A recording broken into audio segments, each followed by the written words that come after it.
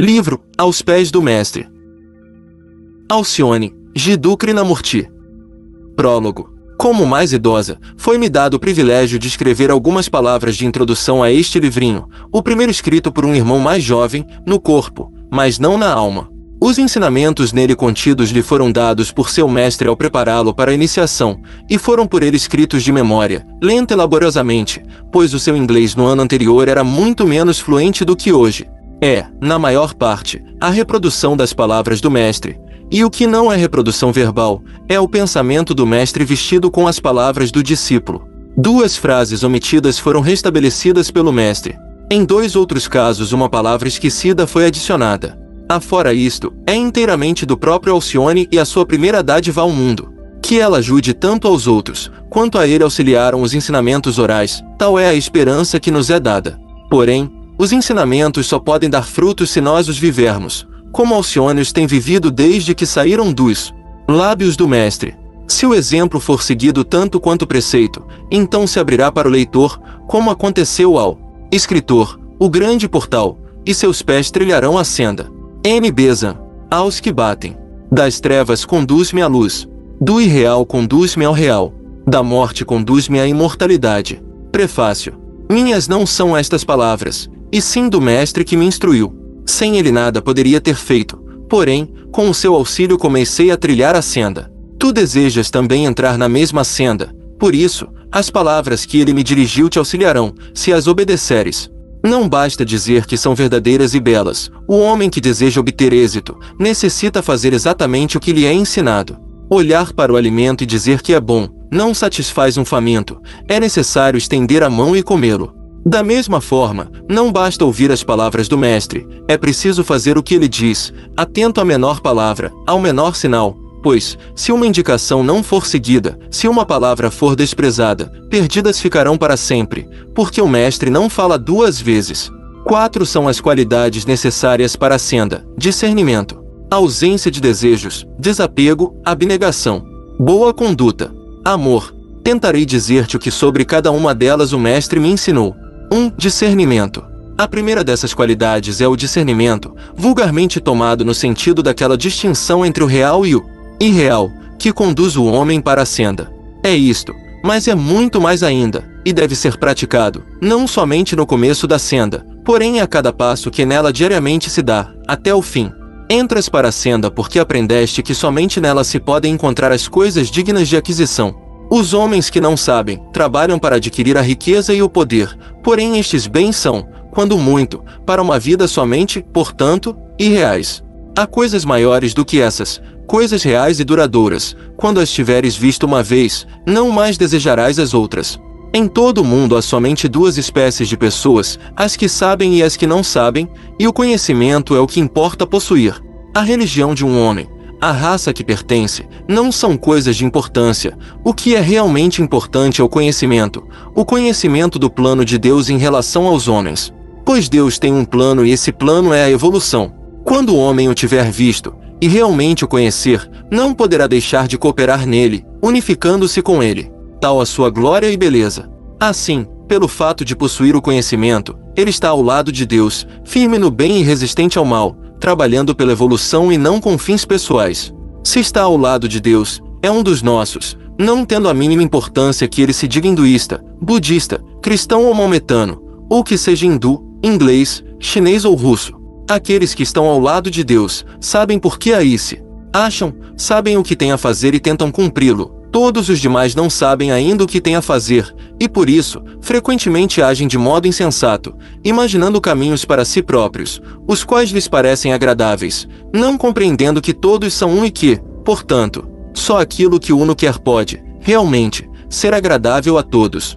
Seguem o irreal ao invés do real. E enquanto não aprendem a distinguir entre ambos, não se colocam ao lado de Deus, e eis porque o discernimento é o primeiro passo a dar. Todavia, mesmo depois de feita a escolha, deves lembrar-te de que no real e no irreal há muitas variantes, e o discernimento deve ainda ser exercido entre o bem e o mal, o importante e o não importante, o útil e o inútil, o verdadeiro e o falso, o egoísta e o desinteressado. Entre o bem e o mal não deveria ser difícil escolher, pois aqueles que desejam seguir o mestre, já se decidiram a seguir o bem a todo custo. Porém, O homem e o seu corpo são dois, e a vontade do homem nem sempre está de acordo com a do corpo.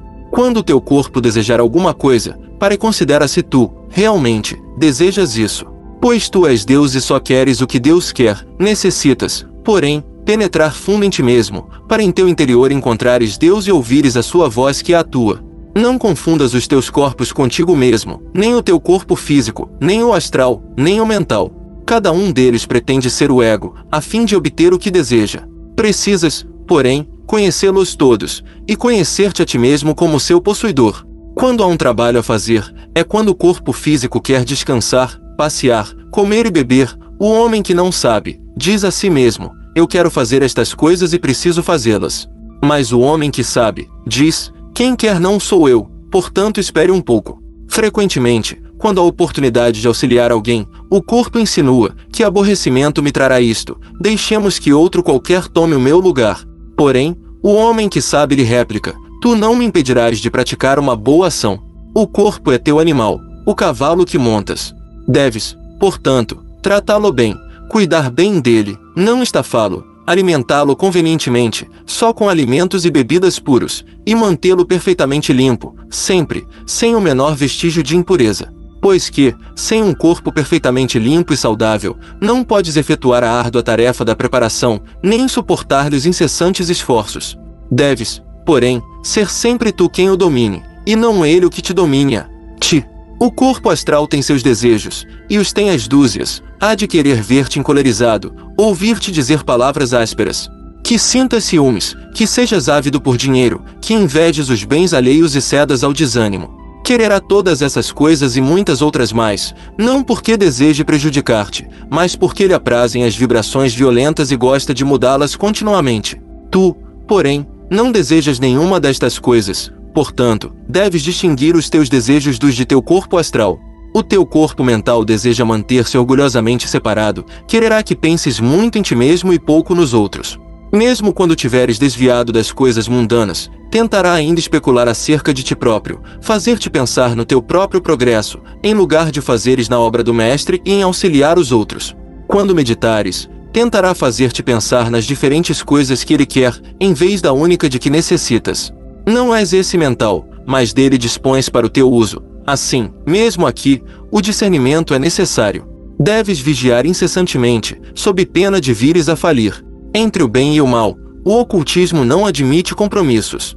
Custe o que custar, deves fazer o bem e nunca o mal, diga ou pense o ignorante o que quiser. Estuda profundamente as leis ocultas da natureza e organiza a tua vida de acordo com elas, utilizando sempre a razão e o bom senso. Deves discernir entre o que é importante e o que não é, firme como uma rocha em tudo que concerne ao bem e ao mal, cede invariavelmente aos outros nas coisas de só menos importância. Pois deve ser sempre amável e bondoso, razoável e condescendente, deixando aos outros a mesma plena liberdade que para ti necessitas. Procura verificar o que vale a pena ser feito e lembra-te que as coisas não devem ser julgadas pela sua grandeza aparente. Uma pequena coisa de utilidade imediata à obra do Mestre merece muito mais ser feita do que uma grande coisa que o mundo considera boa. Precisas distinguir não somente o útil do inútil, mas ainda o mais útil do menos útil. Alimentar os pobres é uma boa obra, nobre e útil. Porém, alimentar-lhes as almas é ainda mais nobre e mais útil. Por muito sábio que já sejas, muito terás ainda que aprender na senda, tanto, que nela mesma precisarás discernir e meditar cuidadosamente o que deve ser aprendido. Todo o conhecimento é útil, e um dia o possuirás integralmente. Enquanto, porém, só possuíres parte dele, cuidem que essa seja a mais útil. Deus tanto é sabedoria como amor, e quanto mais sábio fores, mais ele se manifestará por teu intermédio. Estuda, pois, mas estuda em primeiro lugar o que mais te habilite a auxiliar os outros. Trabalha pacientemente em teus estudos, não para que os homens te julguem sábio, nem mesmo para gozares a felicidade de ser sábio, mas porque o sábio pode ser sabiamente útil. Por muito que desejes prestar auxílio, enquanto fores ignorante, poderás fazer mais mal do que bem. Precisas distinguir entre a verdade e a mentira, deves aprender a ser verdadeiro em tudo, no pensamento, na palavra e na ação. Primeiro no pensamento, e isto não é fácil, porque há no mundo muitos pensamentos falsos, muitas superstições insensatas e ninguém que a eles se escravize poderá progredir. Por conseguinte, não deves acolher um pensamento simplesmente porque muitas pessoas o acolhem, nem por constar de algum livro que os homens julguem sagrado. Deves pensar por ti mesmo sobre a questão, e por ti mesmo ajuizar se ela é razoável. Lembra-te que, embora 1 milhar de homens concorde sobre um assunto, se nada conhecerem a seu respeito, a sua opinião não tem valor. Aquele que quiser caminhar na senda, tem que aprender a pensar por si mesmo, pois a superstição é um dos maiores males do mundo e um dos empecilhos de que, por ti próprio, te deves libertar inteiramente. O teu pensamento acerca dos outros deve ser verdadeiro. Não penses a seu respeito aquilo que não saibas. Não suponhas que os outros estejam sempre pensando em ti. Se um homem faz alguma coisa que julgas poder prejudicar-te, ou diz algo que parece ser-te dirigido, não suponhas imediatamente, ele pretende ofender-me. O mais provável é que nunca pensasse em ti, pois cada alma tem as suas próprias preocupações e os seus pensamentos não giram, as mais das vezes, em torno senão de si própria. Se um homem te falar colericamente, não penses, ele me odeia e quer ferir-me. Provavelmente, alguém ou alguma coisa o encolerizou e, acontecendo encontrar-te, voltou a sua cólera sobre ti.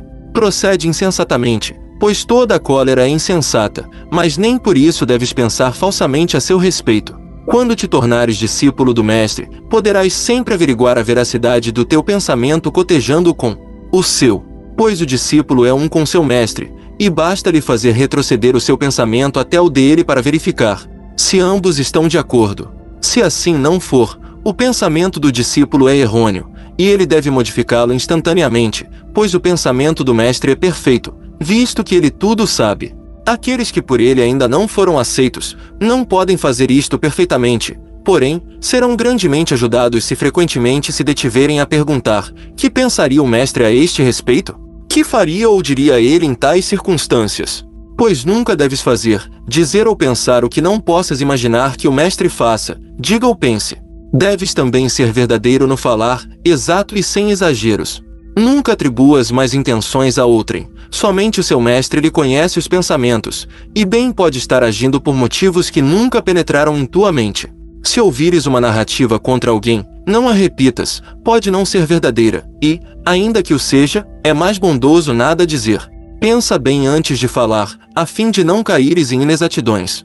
Sê verdadeiro na ação, nunca pretendas parecer senão aquilo que és, pois todo fingimento constitui um obstáculo à pura luz da verdade, que deve brilhar através de ti como a luz do sol através de um vidro transparente. Precisas discernir entre o egoísmo e o altruísmo, pois o egoísmo reveste muitas formas. Quando pensas tê-lo morto, finalmente numa delas, surge noutra tão forte como sempre. Porém, gradualmente, o pensamento de auxiliar aos outros te encherá de tal modo, que não haverá lugar nem tempo para pensares em ti próprio. De outra maneira ainda deves utilizar o discernimento. Aprende a distinguir a Deus que está em todos e em tudo, por pior que seja a sua aparência exterior. Podes ajudar teu irmão pelo que tens de comum com ele, a vida divina. Aprende a despertar nele essa vida, aprende a invocá-la nele, assim o salvarás do mal. 2. Ausência de desejos. Há muitas pessoas para quem a qualidade da ausência de desejos, abnegação, desapego, é difícil, por pensarem que os seus desejos são elas próprias, e que, se esses desejos peculiares, simpatias e antipatias, lhes forem tirados, nada mais lhes restará.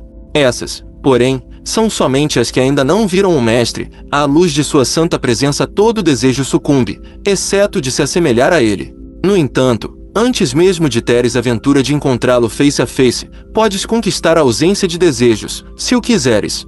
O discernimento já te demonstrou que as coisas que os homens mais desejam, tais como a riqueza e o poder, não merecem o trabalho de ser possuídas. Quando isto realmente é sentido, e não apenas enunciado, cessa todo o desejo por elas.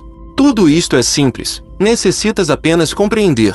Há, porém, algumas pessoas que se recusam a prosseguir em objetivos terrenos somente no intuito de alcançar o céu, ou para atingir a libertação pessoal dos renascimentos.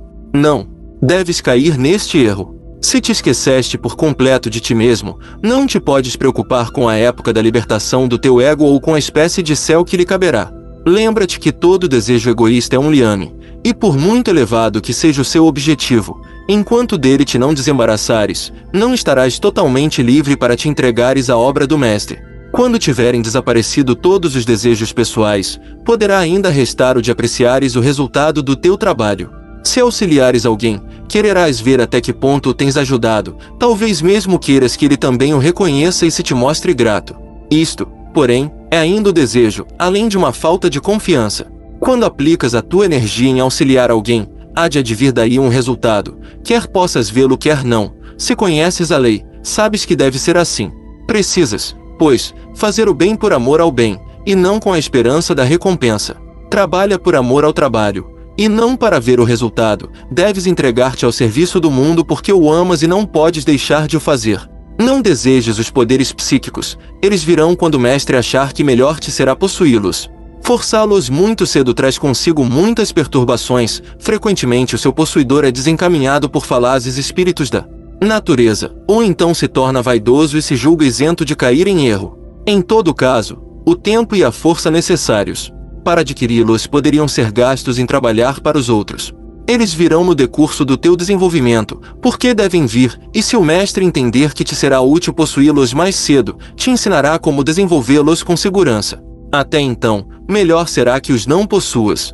Deves precaver-te, também, contra certos pequenos desejos, comuns na vida diária. Nunca desejes sobressair nem parecer instruído. Não desejes falar. É bom falar pouco. Melhor ainda é nada dizer, a não ser que estejas seguro de que o que pretendes dizer é verdadeiro, amável e útil. Antes de falar, reflete cuidadosamente se o que pretendes dizer preenche essas 3 qualidades. Caso contrário, não o digas. É bom que te habitues desde agora a refletir cuidadosamente antes de falar, pois quando alcançares a iniciação, terás de vigiar cada palavra a fim de não dizeres o que não deve ser dito. Muitas das conversações habituais são desnecessárias e insensatas, e quando chegam à maledicência, tornam-se perversas. Assim, acostuma-te antes a ouvir do que a falar, não emitas opinião senão quando diretamente solicitada. Um enunciado das qualidades requeridas é assim formado: saber, ousar, querer e calar, e a última das 4 é a mais difícil de todas. Um desejo vulgar que deve severamente reprimir é o de te miscuires nos negócios de outrem. O que um homem faz, diz ou crê, não é de tua conta, e precisas aprender a deixá-lo absolutamente entregue a si próprio.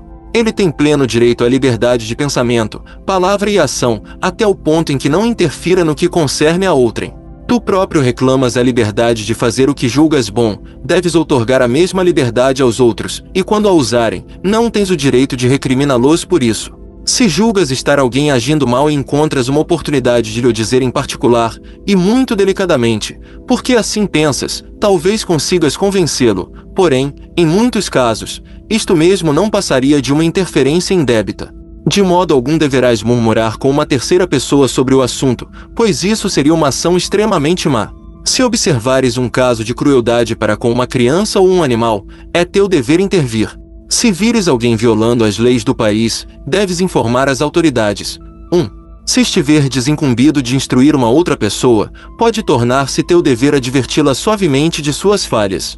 Exceto em tais casos, ocupa-te de teus próprios afazeres e aprende a virtude do silêncio. 1. Naturalmente em casos manifestamente graves, como o da prática da crueldade, ou quando intimado a fazê-lo. 3. Boa conduta. Os 6 pontos sobre a conduta, especialmente exigidos pelo mestre, são: domínio da mente, domínio da ação, tolerância, contentamento, perseverança, unidade de direção para o fim visado, confiança. Sei que algumas destas qualidades são frequentemente expressas de modo diferente, porém, em todo caso lhes dou as designações que o próprio mestre empregou ao explicá-las. Domínio da mente. A qualidade da ausência de desejos mostra que o corpo astral precisa ser dominado, e o mesmo acontece em relação ao corpo mental. Isto significa domínio do temperamento, de modo a não poderes sentir cólera ou impaciência, domínio da própria mente, a fim de que o teu pensamento seja sempre calmo e sereno, e através da mente, o domínio dos nervos, a fim de que sejam o menos irritáveis possível. Este último objetivo é difícil de atingir, porque, quando tentas preparar-te para a senda, não podes deixar de tornar o teu corpo mais sensível, de sorte que seus nervos podem ser facilmente estremecidos por um som ou choque, e sentir de modo agudo qualquer pressão. Faze, porém, o melhor que te for possível. Mente calma implica também coragem e firmeza. coragem para afrontares sem medo as provas e dificuldades da senda, e firmeza para suportares as pequenas perturbações inerentes à vida diária e evitares os aborrecimentos incessantes, oriundos de pequenas coisas em que muita gente consome a maior parte do seu tempo. O mestre ensina que não tem a menor importância o que ao homem aconteça exteriormente. Tristezas, perturbações, doenças, perdas devem ser nada para ele, e não há de ele permitir que lhe afetem a calma do mental. São o resultado das ações passadas, e, quando chegam, cabe-te suportá-las alegremente, com a lembrança de que todo mal é transitório e que é teu dever permanecer sempre contente e sereno. Pertencem às tuas vidas anteriores e não a esta, não podes alterá-las, portanto, é inútil que com elas te preocupes. Pensa antes no que estás fazendo agora e que determinará os acontecimentos da tua próxima vida, pois essa podes modificar. Nunca cedas à tristeza nem ao desânimo. O desânimo é mau, porque contamina os outros e torna as suas vidas mais difíceis, o que não tens o direito de fazer. Portanto, sempre que venha a ti, deves repeli-lo imediatamente. Deves ainda dominar o teu pensamento de outro modo, não o deixes vaguear. Fixa o teu pensamento naquilo que estiveres fazendo, a fim de que seja feito com perfeição. Não deixes a tua mente ociosa, porém mantém sempre bons pensamentos em reserva, prontos a avançar quando ela estiver livre. Emprega, diariamente, o poder do teu pensamento em bons propósitos, ser uma força orientada para a evolução. Pensa cada dia em alguém que saibas estar imerso na tristeza e no sofrimento, ou necessitando de auxílio, e derrama sobre ele teus pensamentos de amor. Preserva a tua mente do orgulho, porque o orgulho provém somente da ignorância. O homem que não sabe, pensa ser grande, por ter feito alguma grande coisa, mas o sábio compreende que só Deus é grande e que toda boa obra é feita só por ele. Domínio da ação. Se o teu pensamento for o que deve ser, encontrarás pouca dificuldade na ação. Lembra-te que para ser útil à humanidade, o pensamento deve traduzir-se em ação. Nada de indolência, mas uma constante atividade no trabalho útil. Deves, porém, cumprir o teu próprio dever e não o de outrem, a não ser com a sua devida permissão e no intuito, sempre, de ajudá-lo. Deixa que cada homem execute o seu trabalho a seu modo, mantém-te sempre pronto a oferecer auxílio onde ele for necessário, porém nunca te intrometas. Para muita gente, a coisa mais difícil deste mundo é aprender a ocupar-se de seus próprios negócios, porém é exatamente isto o que deves fazer. Pelo fato de empreenderes um trabalho de ordem superior, não deves esquecer os teus deveres comuns, pois enquanto os não cumprires não estarás livre para outro maior. Não tomes sobre ti novos deveres para com o mundo, porém, daqueles que já te encarregaste, desempenha-te perfeitamente, os deveres definidos e razoáveis, que tu próprio reconheces como tais, e não os deveres imaginários que porventura alguém pretenda impor-te. Se queres pertencer ao mestre, deves executar o teu trabalho como um melhor e não pior do que os outros, porque deves fazer também isto por amor a ele. Tolerância. Deves sentir perfeita tolerância por todos, e um sincero interesse pelas crenças dos de outra religião, tanto quanto pelas tuas próprias. Pois a religião dos outros é um caminho para o Supremo, da mesma forma que a tua. E para auxiliar a todos, é preciso tudo compreender. Mas a fim de alcançar esta perfeita tolerância, deves tu próprio, em primeiro lugar, libertar-te da superstição e da beatice. Precisas aprender que não há cerimônias indispensáveis, de outro modo te suporias um pouco melhor do que aqueles que as não cumprem. Não condenes, porém, os que ainda se apegam às cerimônias.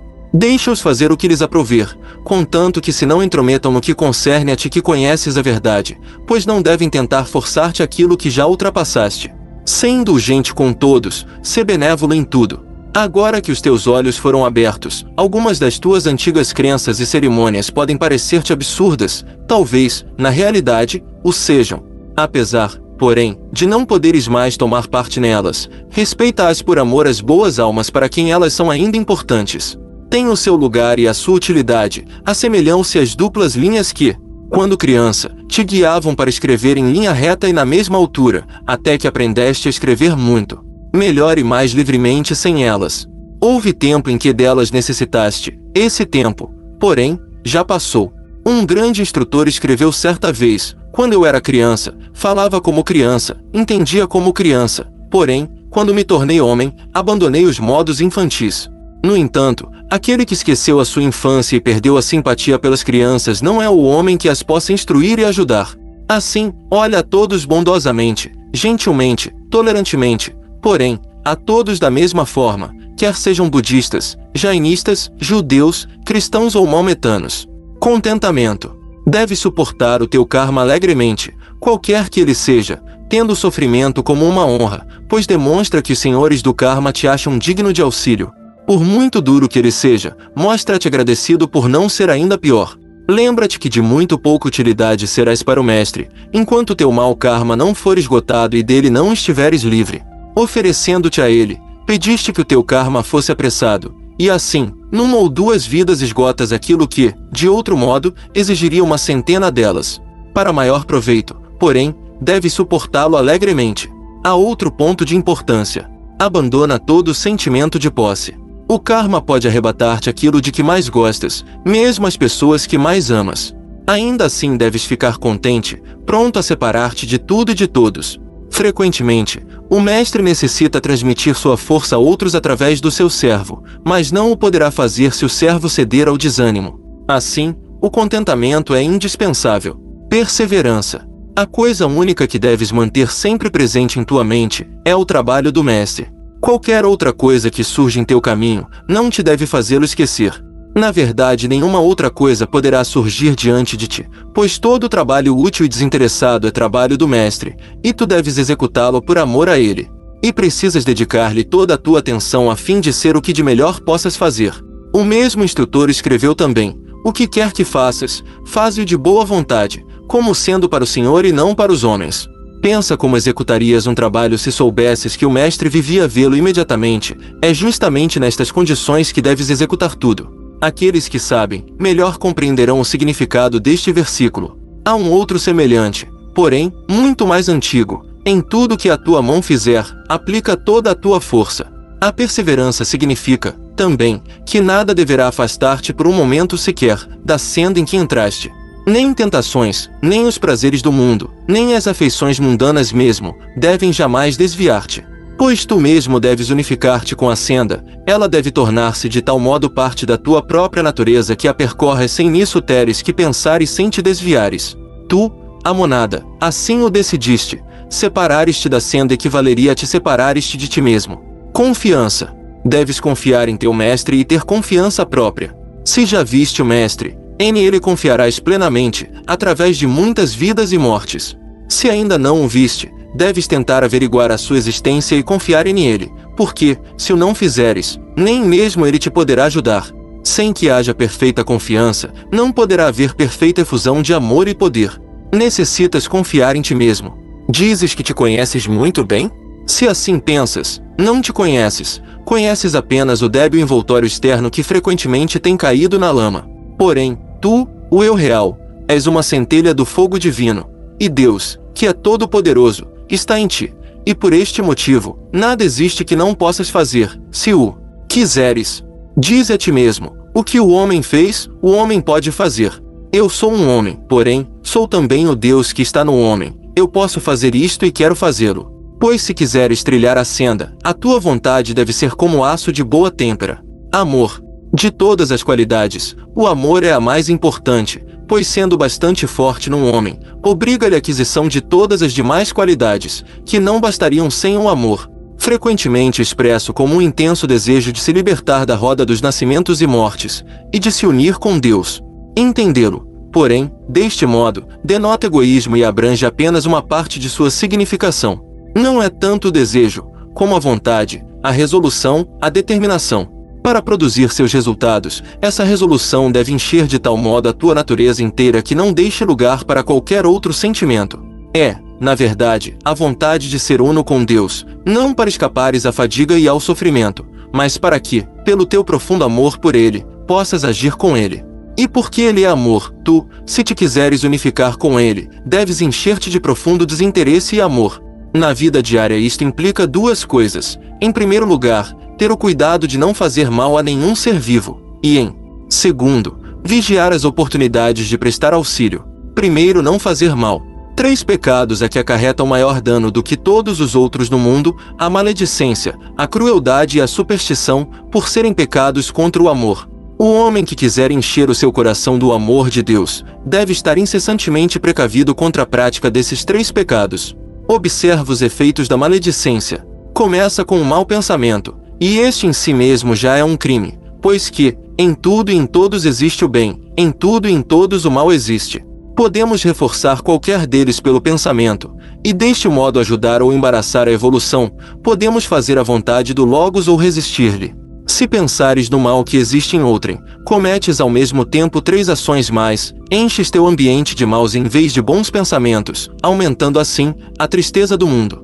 Se nesse homem existir o mal que supões, o fortificas e alimentas, e assim, tornas pior o teu irmão, em vez de o melhorar. Porém, geralmente o mal não existe nele, mas é apenas um produto da tua fantasia, e então o teu pensamento tentará o teu irmão à prática do mal, pois que, se ele não for ainda perfeito, poderás torná-lo tal qual o imaginas.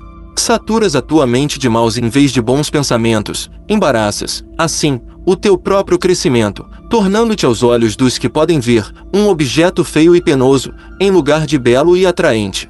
Não contente de ter feito todo este mal a si próprio e à sua vítima, o maledicente tenta, com todas as suas forças, fazer os outros partícipes do seu crime. Prontamente conta a perversa história, na esperança de que o acreditem, e então se juntam todos a enviar maus pensamentos ao pobre paciente. Isto se repete dia a dia, e é feito, não por um homem, mas por milhares. Começas a ver quão terrível é este pecado? Deves evitá-lo por completo. Nunca fales mal de ninguém, recusa ouvir o mal que te disserem dos outros e suavemente observa, talvez não seja verdade, e mesmo que o seja, é mais caritativo não falarmos nisso. Quanto à crueldade, pode ser de 2 espécies, intencional e não intencional. A crueldade intencional consiste em causar dano a um ser vivo, de ânimo deliberado. Este é o maior de todos os pecados, próprios antes de um demônio do que de um homem. Dirás que nenhum homem cometeria tal crime. Porém, os homens o cometeram muitas vezes e o cometem ainda diariamente. Praticaram-no os inquisidores. Muita gente religiosa o praticou em nome da sua religião. Os vivisectores o praticam. Muitos mestres escolas o praticam habitualmente. Toda essa gente procura desculpar a sua brutalidade dizendo que é o costume, um crime. Porém, não deixa de o ser porque muita gente o comete. O karma não leva em conta o costume, e o karma da crueldade é de todos o mais terrível. Na Índia, pelo menos, não há desculpa para tais hábitos, pois o dever de não fazer mal é de todos bem conhecido. A sorte reservada ao cruel incide também sobre todos aqueles que intencionalmente matam criaturas de Deus sob pretexto de desportos. Sei que não farás estas coisas, e, por amor de Deus, quando a oportunidade se oferecer, falarás abertamente contra elas. Porém, existe a crueldade na palavra, da mesma forma que nos atos, e um homem que diz algo com a intenção de ferir a outrem, é passível desse crime. Isto também não farás. Porém, às vezes, uma palavra impensada faz tanto mal como se fosse malévola. Deves, pois, estar de sobreaviso contra a crueldade irrefletida. Ela se origina, comumente, da irreflexão. Um homem cheio de avareza e cobiça não pensa jamais nos sofrimentos que causa aos outros, pagando-lhes pouco e deixando meio famintos sua mulher e seus filhos. Um outro pensa apenas nos seus desejos luxuriosos, pouco se importando com os corpos e as almas que arruína para sua satisfação. Um outro, somente para poupar-se uns poucos minutos de incômodo, não paga aos seus operários no dia designado, sem pensar nas dificuldades que lhes origina. Por essa forma, muito sofrimento pode ser causado pela irreflexão, pelo ouvido de pensar sobre o modo pelo qual uma ação afeta os outros. Porém, o karma não esquece nunca, e não leva em conta que os homens esqueçam. Se desejas entrar na senda, deves pensar nas consequências das tuas ações, a fim de não incidires em crueldade irrefletida. A superstição é outro grande mal, que tem causado muitas e terríveis crueldades. O homem que é seu escravo desdenha aqueles que são mais sábios e tenta fazê-los agir do mesmo modo. Pensa nos horrendos massacres produzidos pela superstição que aconselha o sacrifício de animais, e pelo ainda mais cruel preconceito de que o homem necessita de carne para alimentar-se. Pensa nos maus tratos que a superstição tem criado para as classes oprimidas da nossa Índia bem amada, e verifica por aí quanto esta má qualidade pode originar de covarde crueldade, mesmo entre aqueles que conhecem o dever de serem fraternais. Muitos crimes os homens cometeram em nome de Deus do amor, movidos pelo pesadelo da superstição. Cuida, pois, muito para que dela não reste em ti o menor vestígio. Esses 3 grandes crimes deves evitar, pois são fatais a todo o progresso, por serem pecados contra o amor. Não basta, porém, refrear o mal, é preciso ser ativo no bem. Deves encher-te tanto do intenso desejo pela formação desse hábito de serviço, que estejas sempre vigilante para prestá-lo em torno de ti, não somente aos homens, como também às plantas e aos animais. Deves prestá-lo nas pequenas coisas, cada dia, a fim de que não percas as raras oportunidades em que se te apresentem grandes coisas para ser feitas. Pois que, se anseias unificar-te com Deus, não é por amor de ti próprio, mas para que possas ser um canal através do qual o seu amor flua aos homens, teus irmãos. Aquele que está na senda, não existe para si mesmo, mas para os outros. Esquece a si próprio para poder servi-los. Ele é como uma pena na mão de Deus, através da qual o seu pensamento flui e pode encontrar neste mundo uma expressão que, sem esse instrumento, não poderia ter. É ao mesmo tempo uma coluna de fogo vivo a radiar sobre o mundo o amor divino que lhe enche o coração. A sabedoria que torna capaz de ajudar, a vontade que dirige a sabedoria, o amor que inspira a vontade, tais são as qualidades requeridas. Vontade, sabedoria e amor são os três aspectos do Logos, e tu, que desejas alistar-te ao seu serviço, deves expressar esses três aspectos no mundo. Como foi escrito o livrinho Aos Pés do Mestre, contado pelo Sr. C.W. Ledbetter a alguns íntimos, em Nova Zelândia. Talvez todos vós tenhais lido o livrinho Aos Pés do Mestre, e se algum dos presentes aqui ainda não o leu, deve tratar de fazê-lo. Se lestes o prefácio desse livro, deveis ter notado que consiste nas instruções dadas a Alcione, por meu mestre K.H., o ser que, séculos passados, esteve entre nós como Pitágoras. Eu mesmo me achava presente quando as lições lhe foram dadas, porque era essa uma das partes do meu trabalho, juntamente com o auxílio que devia prestar ao meu jovem amigo Alcione. Tais lições eram dadas durante o sono. Cabia-me o dever de levá-lo todas as noites ao mestre. Devemos lembrar-nos que o corpo de Alcione contava, nessa ocasião, apenas 13 anos de idade.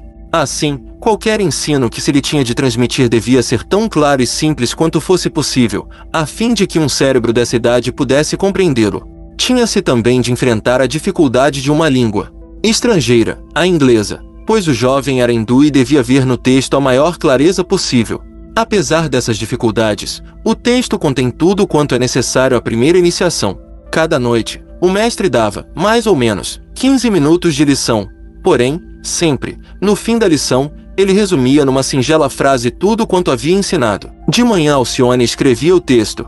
Devo dizer-vos que a obra não contém os textos escritos, mas apenas o seu resumo. Foi desse modo que obtivestes um conjunto de lições segundo a linha do Bodhisattva. Depois Alcione foi a Benares e ali instruiu algumas pessoas, escreveu-me de lá para Dyar, pedindo que mandasse todas as notas que havia tomado. Algumas estavam em cadernos, outras em pedaços de papel, juntei-as e fiz uma cópia à máquina. Lembrei-me, porém, que, segundo palavras do mestre, devia levá-las a ele, antes de as enviar a Alcione. Assim fiz. O mestre acrescentou 2 sentenças que nós havíamos omitido. Antes que façamos qualquer coisa para o mundo, mostremo-la ao instrutor do mundo, disse-me o mestre. Ele mesmo levou o texto escrito, eu o acompanhei. O senhor, o instrutor do mundo, o leu e aprovou. Foi ele mesmo quem nos disse, deveis imprimir isto num pequeno e precioso livrinho para projetar Alcione no mundo. Verdade é, não havíamos pensado em tal coisa, nem desejávamos apresentar ao mundo uma criatura ainda tão jovem.